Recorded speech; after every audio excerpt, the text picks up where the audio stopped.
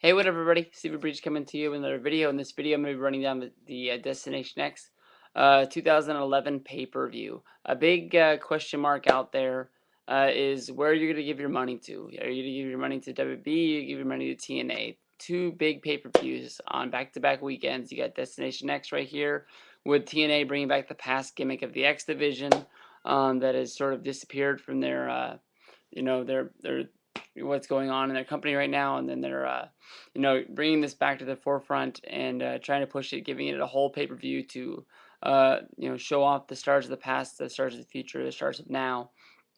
And then you got Money in the Bank. Money in the Bank, which has sort of become the pay-per-view of the summer, you can say, for the WWE, with two, basically future champions, you can say, because there hasn't been a Money in the Bank winner that hasn't gone on to become the champion. And then you also have the big question mark on what is happening with CM Punk and John Cena with Vince McMahon, that whole gimmick, and that's got a lot of people talking, and the people out there that buy pay-per-views, they're saying, I'm going to give my money to this company, or I'm going to give my money to this company. I've heard people say that make sure you buy the TNA pay-per-view, so that way, Mr. Numbers, or Mr. Ratings, as the Billy and Bob Wrestling Show likes to call it, Eric Bischoff can look at it and say, look, people care about this exhibition. They actually paid to see it. Let's keep featuring this and keep giving them to them, because that's what a lot of people like. And then a lot of people are saying that, give your money to WWE because the show's going to have more significance. Last year they had a title switch right away with Kane winning, and it could be the last match we see of CM Punk in a while in WWE. So I mean, there is a lot on the table for this pay-per-view.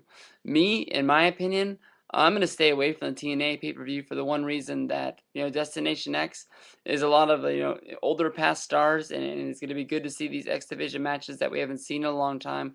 The Ultimate X, the classic dream matches that we're getting, like RVD and Jerry Lynn. But honestly, this is still TNA, people. I mean, this is a company that a lot of people aren't even tuning in to see Impact, and that's a lot of money to push towards a company that you don't even want to watch their TV show, but you're gonna push it towards watching this. A lot of people last summer, you can remember, wanted to you get that hardcore justice pay-per-view. A lot of people got behind that, and a lot of people were saying, like, you got to get this, you got to get this.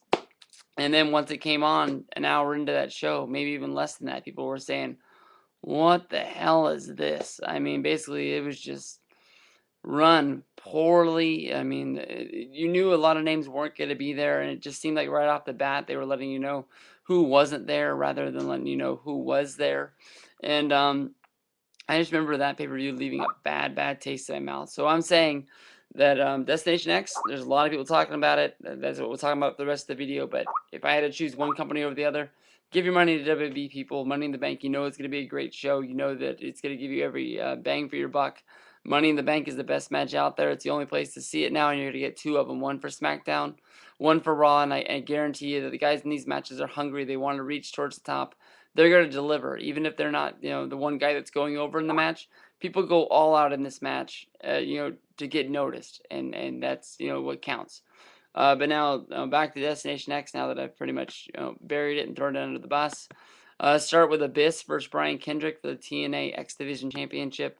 I think that the Abyss storyline, having the X Division, title, didn't really go anywhere. I think that they sort of put the title on him, and then this pay-per-view popped up, and they never really took it off of him. I think that Abyss doesn't really fit this pay-per-view. He is the champion going in. That's why he's there. So hopefully Brian Kendrick will capture this title. But we don't even know if the X Division or the X Division championship belt is going to be heavily featured anymore in TNA after this. So I'm gonna pick Brian Kendrick to do this, but I would understand if Abyss kept the title from here. Christopher Daniels versus AJ Styles, easily the best match that's gonna be out there. I think that that these guys are gonna deliver, and these are two guys that really haven't had a match featured in a long time, and I think they're really gonna put their heart and soul into this match because TNA is these two guys, and they want this pay-per-view to deliver. I really thought that they were going to add Samoa Joe to this match and make it a three-way. I understand that Samoa Joe got his own match. I'm gonna get behind AJ Styles for here because I've always said that AJ Styles is TNA. I mean, he is the fans' choice. If you want to see anybody, that's who you want to see. If you want to watch the best of TNA, I guarantee you're watching AJ Styles match. So I hope AJ goes over in this match. Next match is Samoa Joe versus Kazarian. Honestly, I want to see Samoa Joe win this match also. I mean, Kaz is the guy that heavily needs to get pushed. I think he is a guy that should be a main event contender, but it just never has really got looked at that way for some reason. But Samoa Joe is a guy that really hasn't won a match on pay-per-view in a long time. And I think he needs to go over here. Next match is Rob Van Dam versus Jerry Lynn. I got a little criticism about this, thinking because a lot of people were saying that Jerry Lynn really delivered on the last Impact that was on Thursday night, but not seeing it being at work, I typed into Twitter that I was like, did they show a live match or did they show a tape from '99?